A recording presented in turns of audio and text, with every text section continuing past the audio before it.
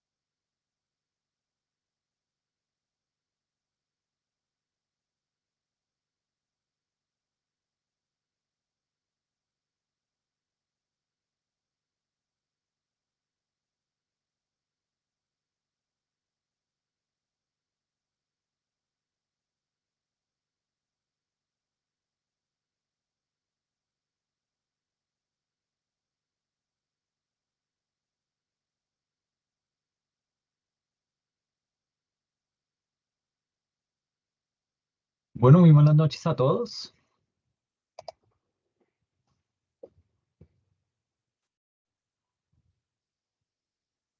Bueno, muy buenas noches para todos. Espero que se encuentren muy bien. Hoy vamos a hacer, dentro de nuestro espacio académico de impuestos departamentales, una sesión que he denominado ¿Qué pasa con los recursos de mi departamento y de mi municipio? Tratando de enfocar y de meter todo en una sola bolsa, por ejemplo, eh, desde la óptica de lo que son los impuestos territoriales, ¿ok? Entonces, vamos a ver, digamos que esto se nos va a llevar unas 2 o 3 sesiones, tratando de dimensionar todo lo que son, cuál es el impacto que tiene los impuestos departamentales a nivel de los municipios, a nivel del departamento y el impacto que tiene a nivel nacional, ¿ok? Entonces, desde esa óptica, vamos a desarrollar toda la sesión mm, examinando eh, qué es el impuesto, qué son los tributos, todo este tipo de cosas y nos vamos metiendo cada vez más de lleno dentro de lo que nos interesa, que es conocer todo el concepto de los impuestos territoriales y la importancia que tienen. ¿Listo? En ese orden de ideas, entonces la presentación está organizada de la siguiente manera. Digamos que vamos a tener, ay, espero que no me funciona la... Ah, listo, ahora sí. Entonces, vamos a ver lo siguiente. Listo. Digamos que la sesión está organizada de la siguiente manera. Vamos a hablar acerca de lo que son los ingresos municipales, ¿sí? Eh, y digamos que aquí lo primero que se explica es de dónde viene el dinero del que disponen tanto los municipios como los departamentos y en esa medida, pues habrá que determinar también pues, cuál es la libertad o cuál es esa flexibilidad que tienen las respectivas administraciones, tanto municipales como departamentales, para modificar su uso. No es tan flexible y hay, digamos que sus condiciones, pero eso es lo que vamos a ver a lo largo de la sesión.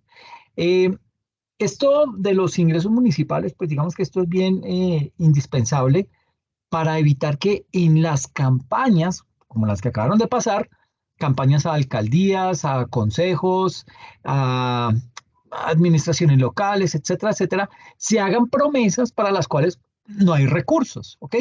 Y también para que eh, las diferentes plataformas políticas no se conviertan solamente en una lista de deseos, porque eso sí hablan y dicen que van a hacer y van a reconstruir y todo ese tipo de cosas, pero cuando uno va a hacer un balance al final de ese gobierno, sucede que no se hizo nada, ¿ok?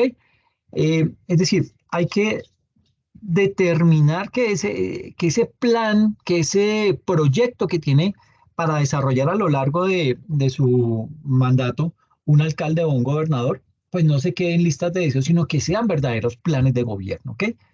Y luego se explicará cómo es que se clasifican los gastos del municipio. Por ejemplo, es frecuente en el discurso político hablar del funcionamiento y la inversión, ¿sí? Dos de los principales tipos de gastos, sin entender de qué se tratan y sobre todo sin entender las limitaciones de esas categorías, ¿ok? Y allí, dentro de ese conjunto, dentro de esa sección, se explicará qué son y por qué es que es tan importante concentrarse más en sus componentes que en esos grandes rubros, ¿ok?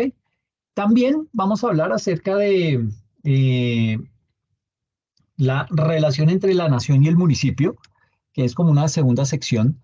Y allí en este segundo componente de la presentación se describe más a fondo esa relación entre el municipio y la nación. Es decir, el dinero que el gobierno nacional le transfiere a los municipios, digamos que se obtiene de diferentes maneras. Y eh, ese traslado de dineros para poder hacer uso de esos dineros que le traslada el gobierno nacional central, va con unas condicionantes. Es decir, se indica específicamente en qué debe gastarse ese dinero, en qué sectores se deben gastar, ¿ok? Y eso lo vamos a explicar en ese segundo componente. El tercer componente se denomina transparencia en la administración municipal. Aquí pues se explica cómo es que funciona la administración honesta del municipio, cuáles son los riesgos que hay que evitar al manejar los dineros públicos, las diferentes maneras en las cuales puede participar la ciudadanía y pues obviamente el papel que juegan los organismos de control. ¿Para qué? Para poder vigilar el uso adecuado de los recursos públicos. Y el último componente es las finanzas públicas departamentales, ¿ok? Ya digamos que aquí pues se incluye esa sección en donde se describen esas diferencias entre el funcionamiento de las finanzas públicas departamentales y las municipales. Entonces, digamos que esta última es una sesión corta porque digamos que ambas se manejan de manera muy parecida. Entonces, pues, digamos que no va a ser tan extenso ese componente. Mm, y digamos que antes de empezar a manera de introducción, eh, hay que tener presente que para que el gobierno popular funcione, se necesita que la ciudadanía vote, pero vote de una manera informada, ¿ok? ¿Y qué es votar de una manera informada? Se estará preguntando. Pues básicamente es, digamos que cuando tenemos la información, cuando Hola, muy tenemos buenas noches, ¿cómo datos, están? Hola Kelly, Hernán, ¿cómo vamos? María, ay, Marco, ¿cómo vas? Buenas noches. Hola, profe, buenas noches. Bien, Buenas gracias. noches. Ok, bueno, permítame, ya perdón, comparto la algo pasó presentación, un acá. momento, porfa. Permítame.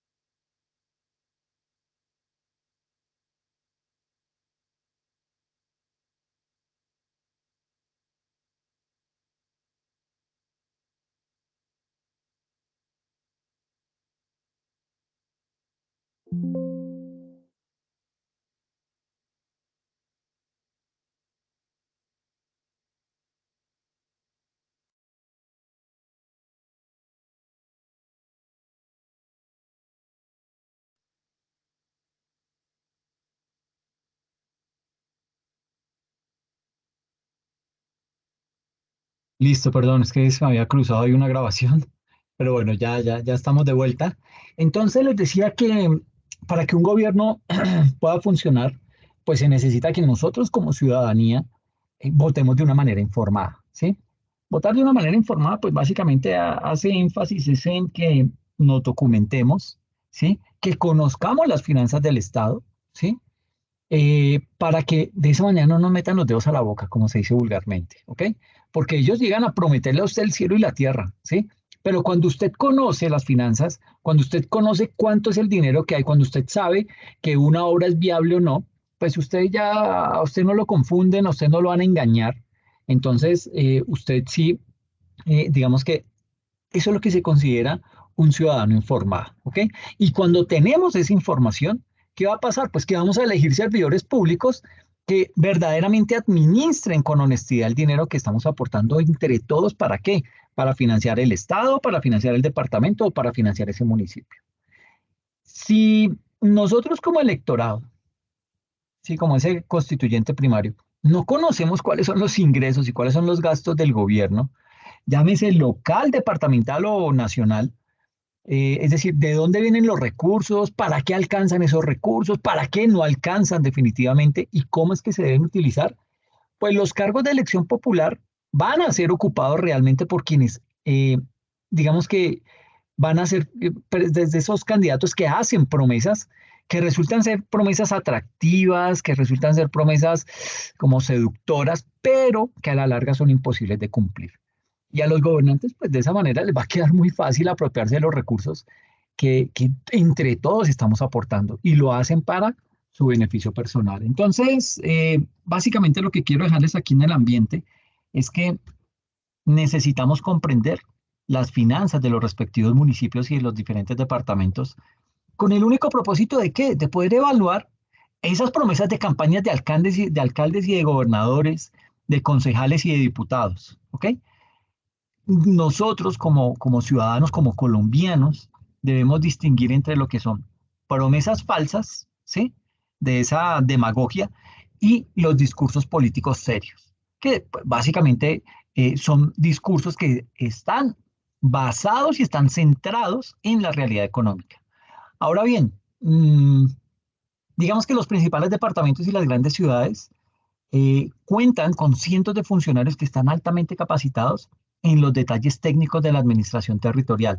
La mayor parte de los más de 1.100 municipios del país y varios departamentos, pues tienen un personal bastante limitado y en dichos lugares puede ser difícil identificar y de la misma manera, pues aprovechar todas las oportunidades de contribuir al progreso de la entidad territorial. Incluso, es decir, ahí no valdría de nada la pena de tener una administración transparente, ¿ok? Entonces, son aspectos que hay que cuidar y que hay que cuidar bastante bien, ¿listo?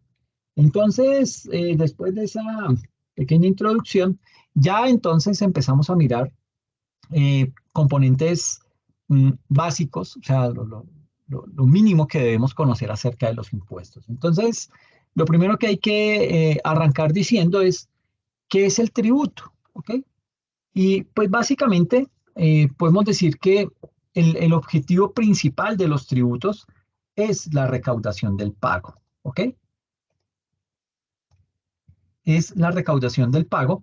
¿Para qué se hace ese pago? Para poder financiar las actividades del sector público que permita al Estado o quien hace las veces de sujeto activo, ¿qué es el sujeto activo? A quien le pagamos el impuesto. ¿Ok?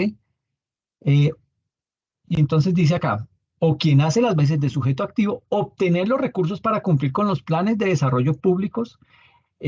Los tributos pueden ser impuestos, contribuciones y tasas. Es decir, dentro de tributos se empaquetan tanto los impuestos como las contribuciones y las tasas. ¿Listo? Hay que tener presente, digamos que los componentes del tributo son 5. Son el sujeto activo, que es el Estado en este caso, o la hacienda pública, o la hacienda distrital en el caso de Bogotá. Ese sujeto activo es el primero. El segundo es el sujeto pasivo, que ¿quién vendría siendo el sujeto pasivo? Nosotros los contribuyentes, ¿ok? Viene el hecho generador, ¿sí? Es decir, ¿qué es lo que activa ese tributo o el pago de ese impuesto? Viene el hecho generador, viene la tarifa, ¿sí? Es decir, qué porcentaje es el que se debe pagar y viene la base gravable, ¿ok? Esa base pues, es la que me dice, bueno, pagan impuesto del patrimonio los que tengan un patrimonio mayor o igual a qué sé yo, 3.000 millones de pesos. ¿Ok? Esos son los, o sea, esa es la base. ¿Listo? A partir de ahí comienzan a pagar. Puede que pase como en la declaración de renta, que a partir de, qué sé yo, 1.250.000 pesos ya se empieza a declarar.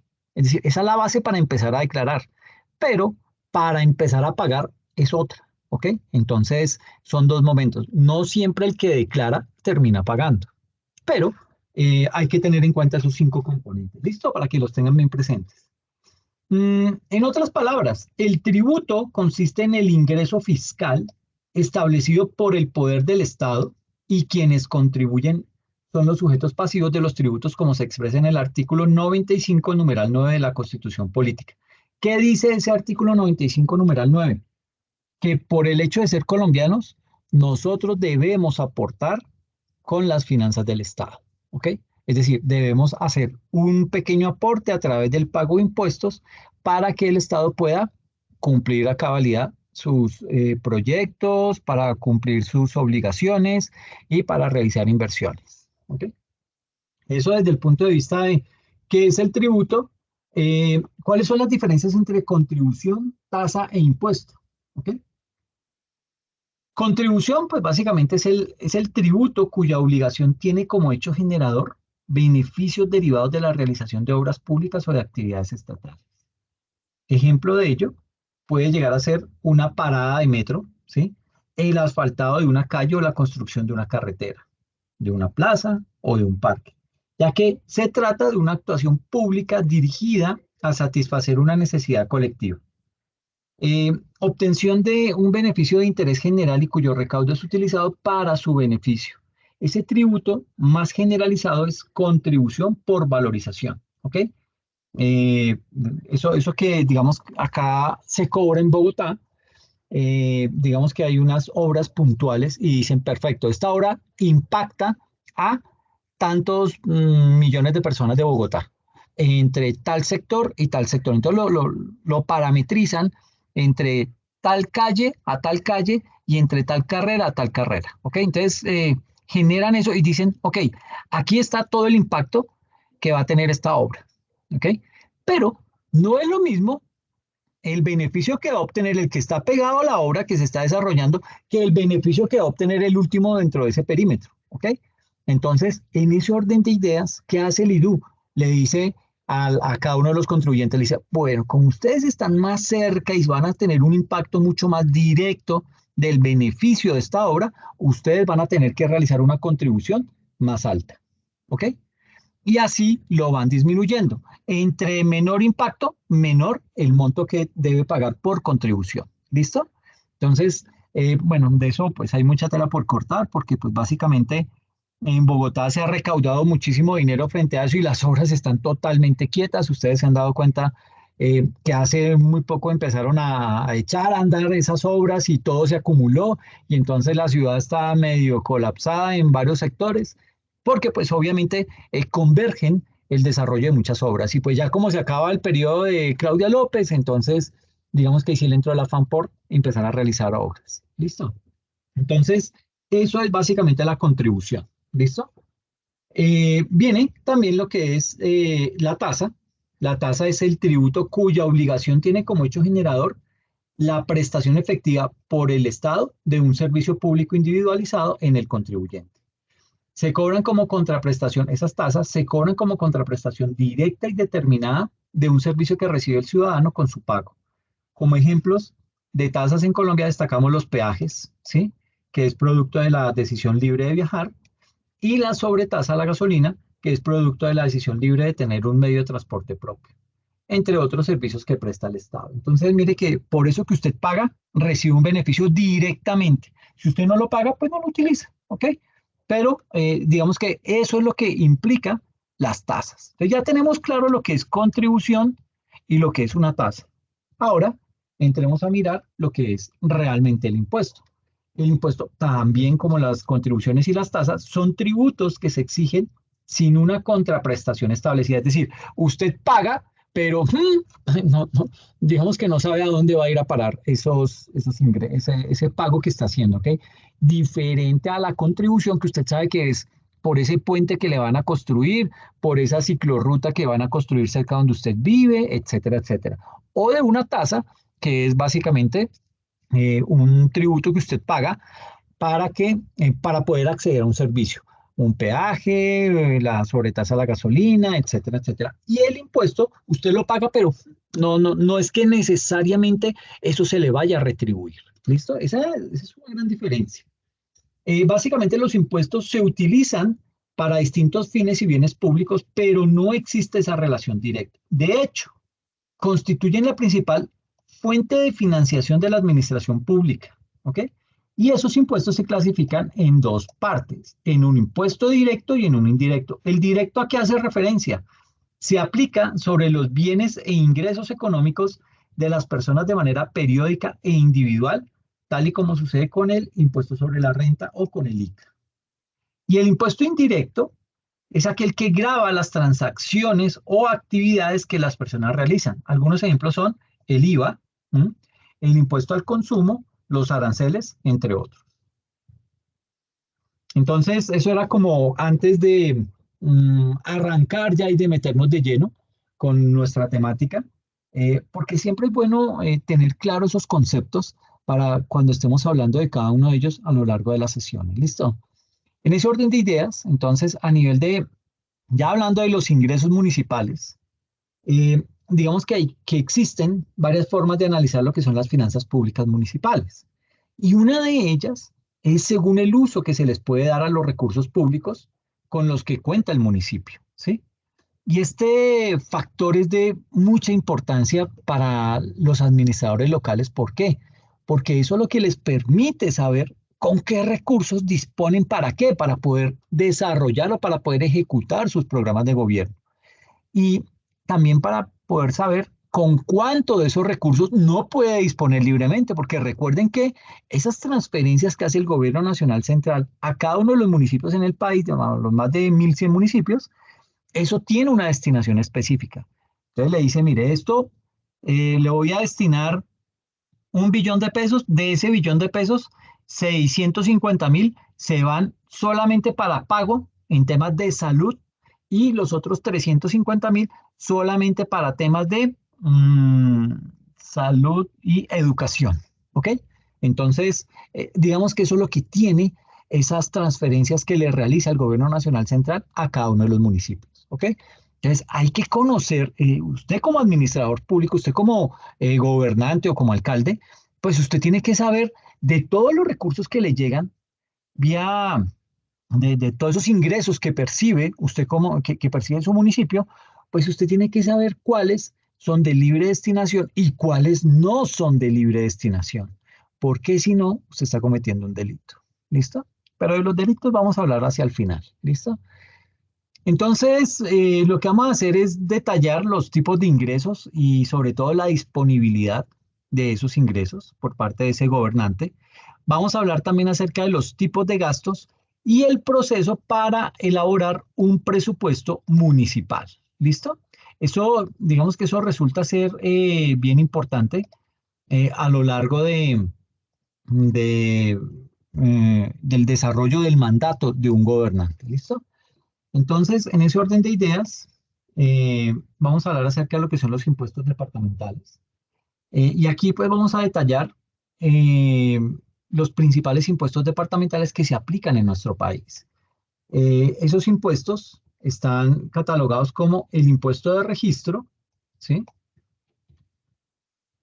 El impuesto al consumo de cigarrillos, cervezas y bebidas alcohólicas y el impuesto sobre vehículos automotores. Entonces, en ese orden de ideas, digamos que el primero de ellos, que es el impuesto de registro, si quiere ahondar más en este tema, de este impuesto, le recomiendo consultar la ley 223 del 95 y el decreto 650 del 96. Y para el caso específico de Bogotá, vea lo que es la ordenanza departamental 216 de 2014. Y usted va a decir, pero ¿por qué departamental si es que Bogotá es una ciudad?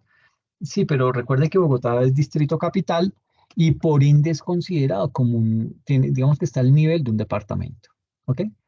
Entonces, teniendo en cuenta ese impuesto de registro, digamos que en este impuesto de registro se encuentran sujetos a este tipo de impuesto todo lo que tiene que ver con las inscripciones de documentos que contengan, por ejemplo, actos, que contengan providencias, que contengan contratos o que contengan negocios jurídicos en los que los particulares, es decir, personas del común, sean parte o sean beneficiarios y que por ley ese tipo de documento se deba registrar ante o bien sea la Cámara de Comercio o que se tenga que registrar en las oficinas de registro de instrumentos públicos. Digamos que aquí las tarifas fluctúan, ¿sí? Para todos aquellos actos, contratos o negocios jurídicos con cuantía sujetos a registro en las oficinas de registro de instrumentos públicos, la tarifa oscila entre el 0,5 y el 1% del valor de ese acto. Entonces, si usted va y vende una finca que vale 1.000 millones de pesos, pues eso calcúlele, póngale el 1%, ¿sí? Entonces ya lo siente y dice, uy, carísimo. Sí, pero es también por el monto de la transacción, ¿ok? En caso que el registro sea en las cámaras de comercio, esa tarifa oscila entre el 0,3 y el 0,7. Entonces, mire que es más barato hacerlo en la Cámara de Comercio que en la misma oficina de registro de instrumentos públicos. Lo que pasa es que hay algunas cosas que obligatoriamente le toca o le toca en la oficina de registro de instrumentos públicos. Entonces, mire que la tarifa que utiliza esa oficina de registro de instrumentos públicos oscila entre el 0,5 y el 1, mientras que en las cámaras de comercio oscila entre el 0,3 y el 0,7. O sea, está muy por debajo. También digamos que todo lo que tiene que ver con los aportes a sociedades que sean a título de capital, esos aportes están sujetos a una tarifa del 0,7% y los aportes a título de prima en colocación de acciones tienen una tarifa del 0,3%. Y por último, para los actos, contratos o negocios jurídicos sin cuantía, ¿sí? Digamos que esos están sujetos al registro en las oficinas de registro de instrumentos públicos o en las cámaras de comercio y la tarifa oscila entre 2 y 4 salarios mínimos diarios legales vigentes. ¿Por qué pasa esto? Porque es que uno puede decir, bueno, es decir, si yo tengo un contrato con algún tipo de cuantía, digamos que eso me puede estar, me van a cobrar, ¿ok? Pero no necesariamente, digamos que se va a ver, hay documentos o hay registros que no tienen una cuantía, simplemente yo lo tengo que formalizar, pero en ese tipo de casos, pues digamos que le dicen al contribuyente, le dicen, bueno, de todas maneras usted tiene que pagar, ¿ok? ¿Cuánto? Pues ahí le hacen la liquidación de ese monto, pero es decir, todo lo que se registre, tenga o no tenga cuantía, va a pagar un impuesto de registro, ¿ok? El segundo impuesto ahí, que es bien importante, es el impuesto al consumo de cigarrillos, cervezas y bebidas alcohólicas, ¿ok? Si quieres saber más sobre este impuesto, consulte por favor las leyes 223 del 95 y la 1816 de 2016, y para el caso específico de Bogotá, el decreto distrital 352 del 2002, ¿ok? Eh, digamos que el hecho generador de este tipo de impuestos, de este tipo de impuesto a los vicios, porque para mí estos son vicios, los cigarrillos, las cervezas y las bebidas alcohólicas son vicios, pero por eso pagan impuestos, ¿sí? Y esto le genera muy buenos ingresos a los departamentos. Entonces, pues digamos que ahí es como cuando uno dice, pero bueno, ¿qué tan buen negocio resulta ser para mi administración hacerle tanta publicidad y invitar a que los contribuyentes consuman bebidas, consuman cigarrillos, eh, digamos que lo hagan en altos niveles? Eh, si a sabiendas de eso yo después voy a tener que reinvertir esos mismos recursos en temas de salud, porque estos vicios pues deterioran la salud de las personas. Estos vicios generan conflictos, estos vicios generan tener que las personas que cometen algún delito pagar por ese delito. Entonces, digamos que como dicen las mamás, sale lo comido por lo servido. Entonces, no resulta ser un buen negocio. Pero pues digamos que esto genera unos ingresos que con eso se bandea al gobierno de turno y pues es difícil que lo elimine, ¿ok? Entonces, básicamente, digamos que el hecho generador de este tipo de impuestos es el consumo que se realiza de esos cigarrillos, cervezas y licores. Y tenga presente que cuando hablo de licores, ahí también se mete dentro de esa misma bolsa de los licores los vinos y los aperitivos. ¿Ok? Básicamente, digamos que el hecho generador es simplemente ir a comprar ese tipo de cigarrillos. No, no, es que si usted compra más de 10 paquetes ya paga impuesto. No, pues nadie compra de 10 paquetes, compra de a uno y evaden ese impuesto. Pero acá no. Básicamente acá lo que se dice es, usted compra el vicio, compra el cigarrillo, compra la cerveza, compra la bebida alcohólica, ok, ahí mismo se dispara el hecho generador. ¿Ok? Por la sola compra ya tiene que pagar impuesto. Entonces, digamos que el impuesto al consumo de los cigarrillos es un impuesto que está compuesto por un componente sobre el precio de venta al público, ¿sí? Ese precio de venta al público debe venir certificado por el DANE. Y digamos que ese impuesto al consumo de los cigarrillos está compuesto por digamos, por un componente del 10% y un componente específico que se trata de un valor fijo por cajetilla de 20 unidades o proporcionalmente, porque entonces volvemos al punto, no, si yo no compro las 20 unidades, entonces no se me genera impuesto, ¿no? Si 20 o proporcional a la compra. Y eso varía según el tipo de producto. El otro es el impuesto al consumo de la cerveza, que digamos que su tarifa es del 48%, es bien alta, como se dan cuenta. De ese 48%, podemos decir que el 20% aplica para refajos y mezclas, ¿sí? Y en este caso, la base gravable del impuesto al consumo de la cerveza es el precio de venta al detallista, ¿ok? A esas tienditas de barrio, a esas cantinas, etcétera, etcétera. Y en el caso de los productos extranjeros, porque también llegan tequilas, ginebras, todo ese tipo de cosas, entonces en el caso de ese tipo de productos extranjeros, el precio de venta a ese detallista es el que se determina como el valor en aduana de la mercancía, incluyendo obviamente ahí los gravámenes arancelarios y adicionando con un margen de comercialización más o menos equivalente al 30%. Y viene el último, que es el impuesto al consumo de licores. Ese impuesto, digamos que está compuesto por un componente sobre el precio de venta al público, ¿sí? Y digamos que ese precio de venta al público es antes de impuestos y participación que certifica el DANE.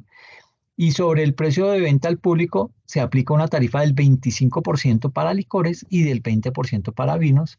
Y eso también tiene un componente específico que digamos que varía según los grados alcoholométricos de cada licor o de cada vino.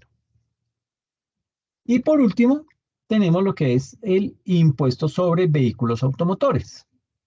Si quieres saber más sobre el impuesto sobre vehículos automotores, consulte por favor la ley 488 del 98 y para el caso específico de Bogotá, vea el decreto distrital 352 del año 2002.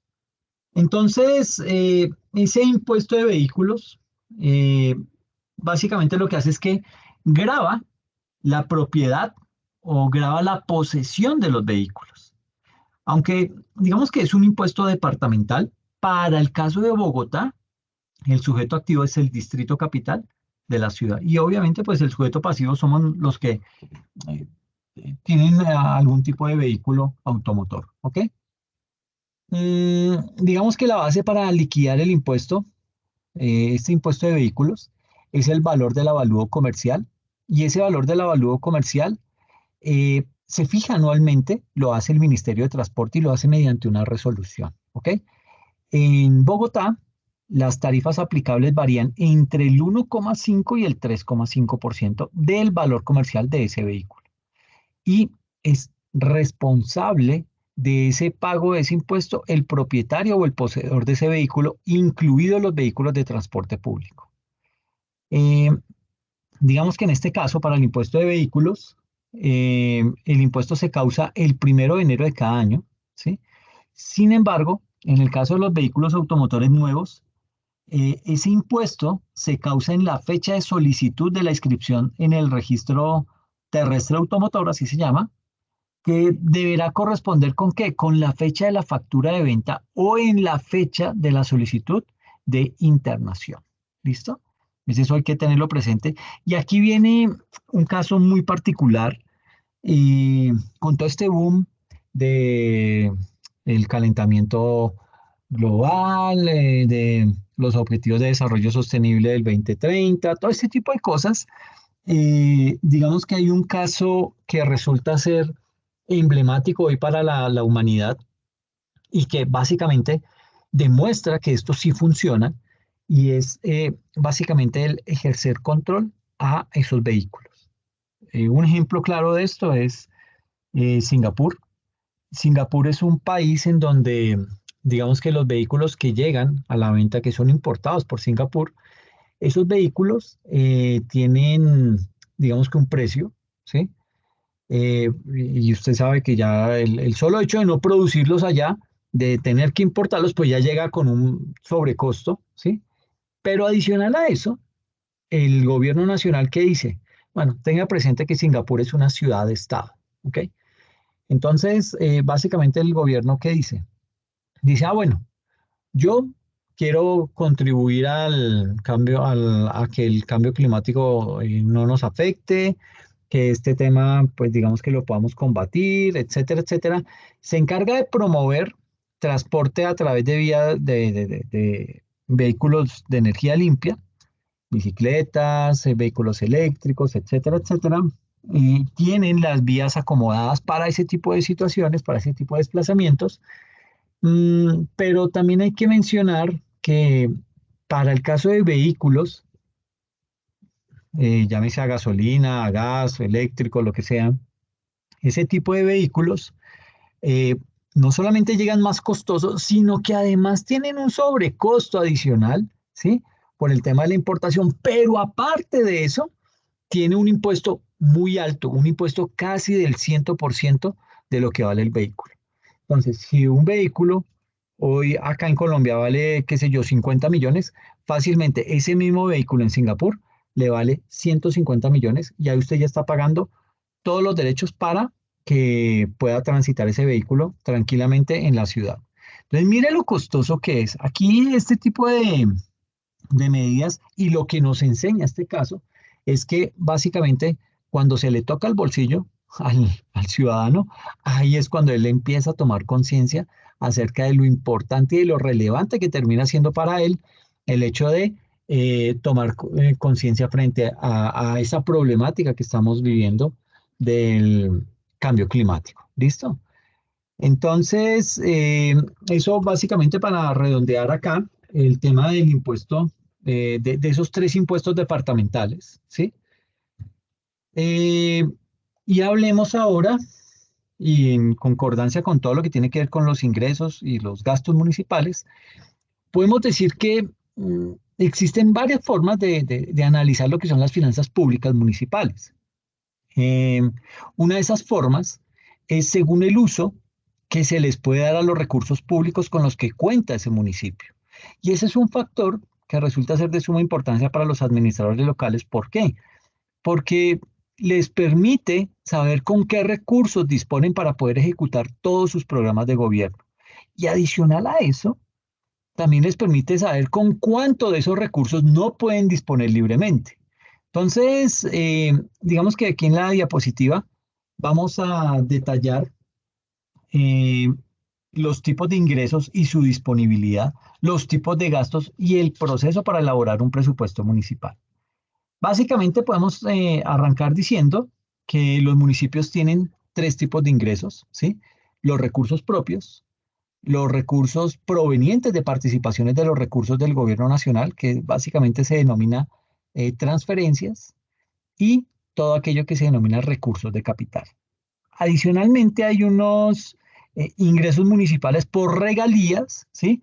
Sin embargo, ese monto de ese aporte por regalías, ese tipo de montos no están incluidos dentro del presupuesto municipal, ¿ok? Entonces, ¿cuál es el aporte de estos tipos de ingresos al total de ingresos municipales?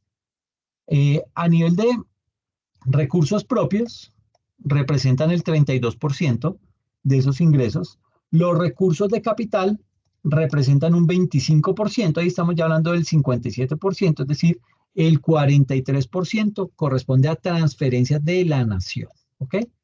Y esto hay que tenerlo presente porque esto tiene un gran impacto a nivel nacional. Y tenga presente que estas transferencias de la nación no son recursos de libre destinación, son recursos que ya le dice el gobierno, esta platica usted me la tiene que gastar solamente en salud y en educación, ¿ok? Entonces mire que es mucho más restrictivo. Digamos que dentro de cada una de esas categorías, recursos propios, recursos de capital o transferencias de la nación, eh, existen unos recursos que son de libre destinación, ¿sí?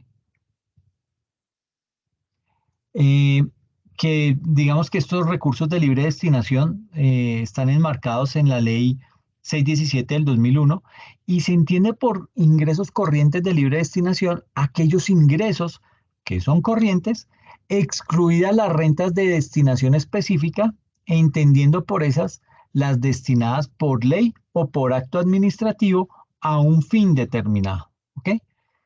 Es decir, que la administración pública de ese municipio podría decidir hacia qué tipo de gasto orientarlos. Y eso lo vamos a ver más adelante, ¿ok?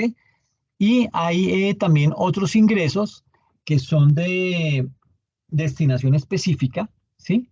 Es decir, eso significa, esa destinación específica significa que ya están supeditados a gastarse en un sector o en una actividad puntual, en una actividad específica, ¿ok? De ahí no se puede, digamos que no puede el gobernante, llámese alcalde o gobernador, no puede darle otra destinación a esos recursos.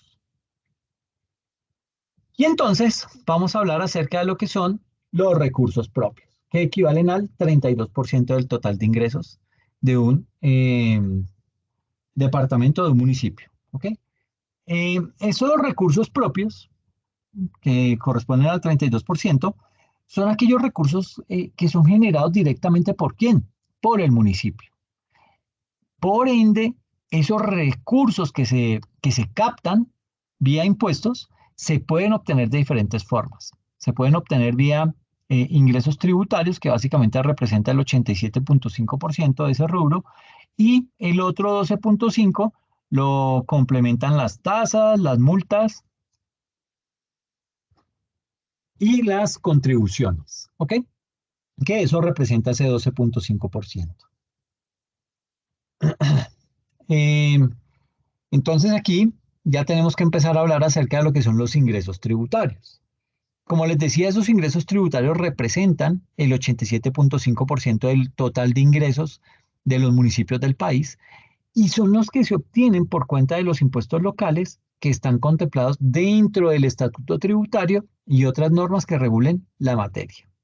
Este tipo de ingresos se catalogan dentro de los de libre destinación. ¿Por qué dentro de los de libre destinación? Porque la administración territorial puede disponer de ellos orientándolos a los sectores que a bien tenga ese gobernante de acuerdo a sus propias necesidades. Y entre ellos tenemos los siguientes. Tenemos lo que es el impuesto de industria y comercio, por el cual se recaudan 8.4 billones de pesos. Ahora, estas cifras que vemos acá, no es que cada municipio reciba 8.4 billones por ICA, no, esto es el total a nivel país. Entonces, pues digamos que es una cifra considerable, pero pues también hay que tener en cuenta que esa cifra hay que dividirla entre 1.100 y pico municipios que hay en el país. El otro, en orden de recaudo, vamos del mayor al menor, viene el predial unificado que recauda 7.9 billones de pesos. Le sigue otros impuestos indirectos que básicamente recaudan 2.9 billones de pesos. Viene la sobretasa a la gasolina que recauda 1.5 billones. Impuestos como las estampillas que recaudan 1.1 billones de pesos.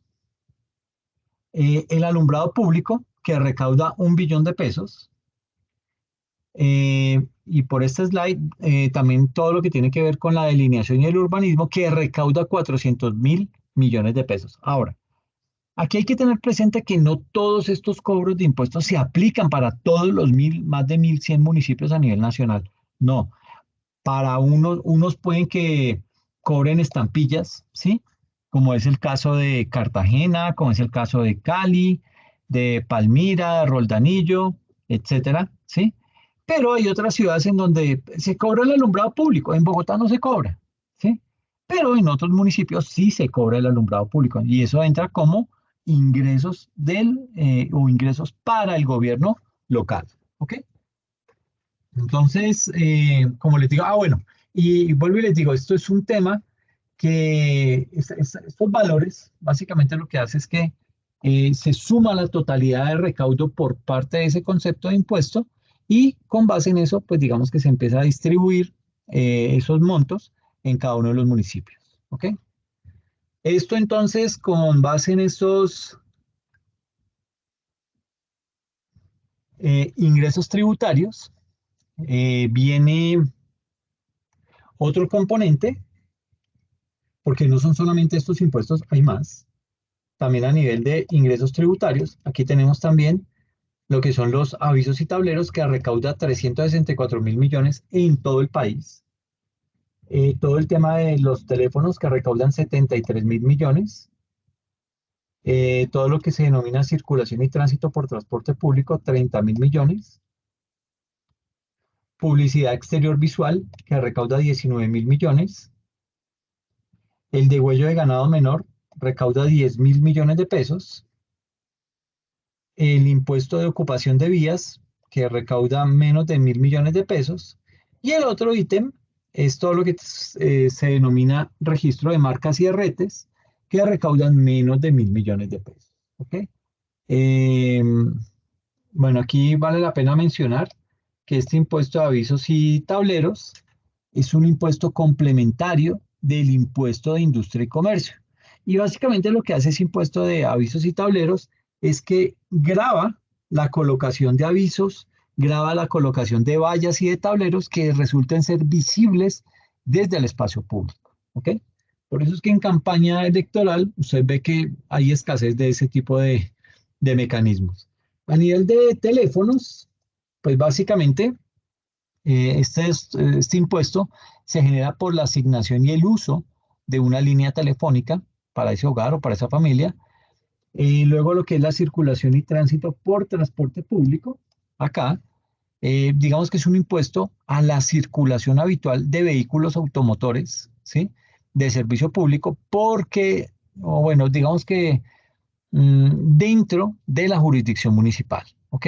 Eso es lo que hace ese tipo de impuesto. Es un impuesto a la circulación habitual de vehículos automotores de servicio público dentro de esa jurisdicción municipal. Frente al tema de la publicidad exterior y visual, podemos decir que este impuesto se cobra a la instalación de vallas que tengan una dimensión igual o superior a 8 metros cuadrados en las respectivas jurisdicciones municipales. ¿Ok?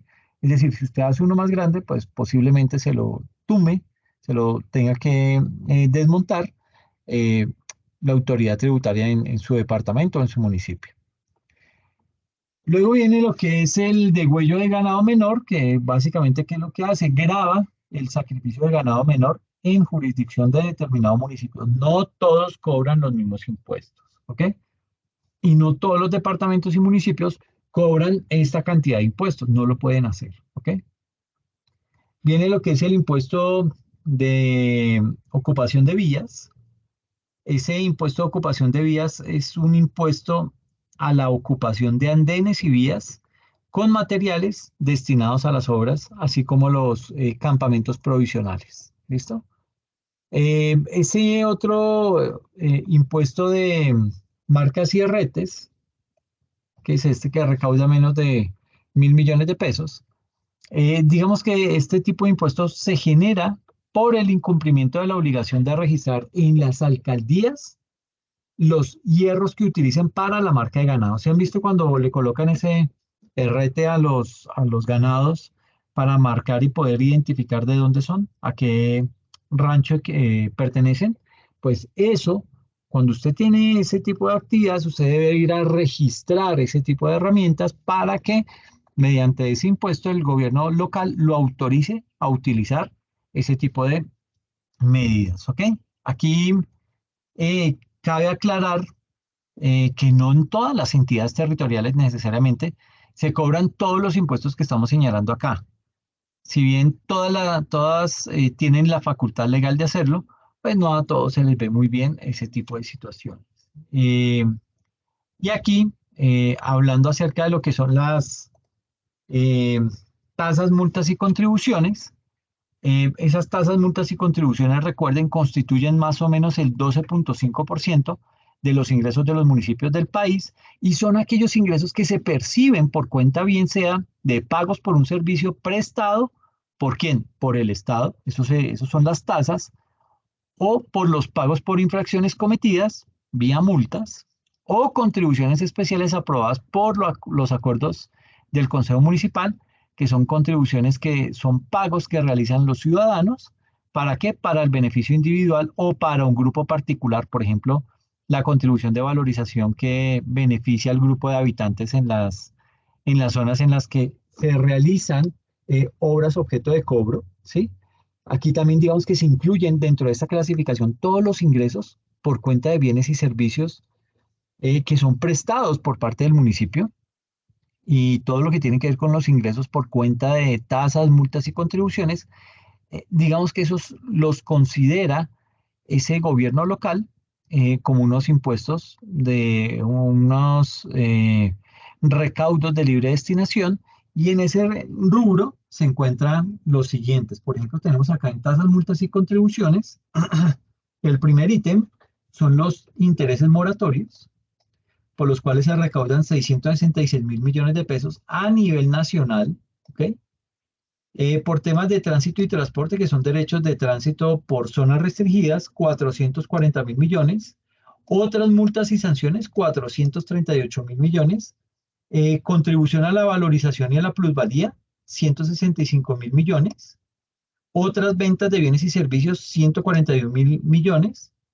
Recargos, que son ingresos recaudados por pagos fuera de tiempo de otras obligaciones, 136 mil millones. Servicios de acueducto, alcantarillado, aseo y energía, 114 mil millones de pesos.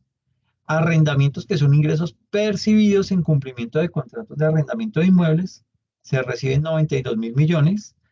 Expedición de certificados de paz y salvos, digamos que esos son una serie de ingresos por la generación de documentos en donde ¿qué se hace? Se certifica que ese contribuyente está paz y salvo con la administración. Eso recauda 56 mil millones. Por tema de multas de gobierno, que son recaudos por sanciones que se imponen a quienes infrinjan o incumplan las disposiciones legales, se recauda básicamente que anual por el orden de los 50 mil millones de pesos. Y en último lugar, las licencias y patentes del funcionamiento, que básicamente a eso hace referencia el pago por la obtención del permiso para poder ejercer algunas actividades económicas.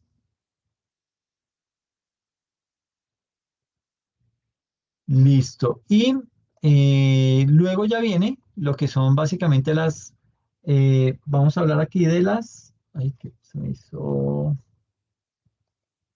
hablaremos acá acerca de las transferencias de la nación que representan el orden del 43% de los ingresos de un municipio. Esas transferencias. Ahora, estos son, digamos que porcentajes promedio por departamento, por municipio, ¿ok? No significa que a todos se les aplica solamente el 43%, no, algunos reciben más de transferencias, ¿sí? Otros reciben menos de recursos propios, etcétera, etcétera, todo eso. Pero digamos que los promedios que se manejan son esos. Transferencias de la nación equivalen al 43% del total de ingresos, los recursos propios equivalen al 32% y los recursos de capital equivalen al 25%. ¿Ok? Entonces, yo creo que dejémoslo acá en transferencias de la nación. La próxima sesión hablaremos acerca de esas transferencias de la nación, ahondaremos en ese tema y luego nos metemos con los recursos de capital para empezar a analizar cada uno de esos componentes y poder ir mirando cómo es su manejo y su aplicabilidad. Y luego hablamos de los tipos de gastos, en donde pues ya empezamos a hacer más o menos una serie de comparativos y de análisis, en donde miramos cómo es que se invierten esos recursos que recaudan ese estado, ¿ok? Entonces, vamos a hacer una serie de comparativos, vamos a comparar a Bogotá con Bucaramanga y compararemos a Garzón con San Alberto Cesar a nivel de ingresos para mirar qué tanto reciben, porque algunos reciben más que otros, ¿sí? Pero ese mismo análisis también lo vamos a hacer desde la óptica de los gastos, ¿ok? Listo, entonces dejémoslo ahí. Recuerden, por favor, que este fin de semana es la entrega de la actividad del taller que hay que presentar y adicional, el día domingo a las 00 horas se habilita el examen para que lo puedan contestar. Un examen que tiene una duración más o menos de 30 minutos, ¿sí? Son 10 preguntas. 10 preguntas, hay preguntas de selección múltiple, hay preguntas de falso verdadero, hay preguntas de relación el término con la definición que más se acople, etcétera, etcétera. Entonces, digamos que eso es el examen a grandes rasgos. Entonces, por favor, separe esos 30, 35 minuticos del domingo. Recuerde que es puente, pero solamente va a estar habilitado el día domingo ese examen, ¿ok? Ténganlo muy presente porque no lo vuelvo a habilitar, entonces para que lo pueda realizar el día domingo, ¿ok? Bueno, les agradezco muchísimo el que hayan escuchado este video. Espero que lo estudien y nos vemos dentro de 8 días. Cuídense mucho. Feliz noche.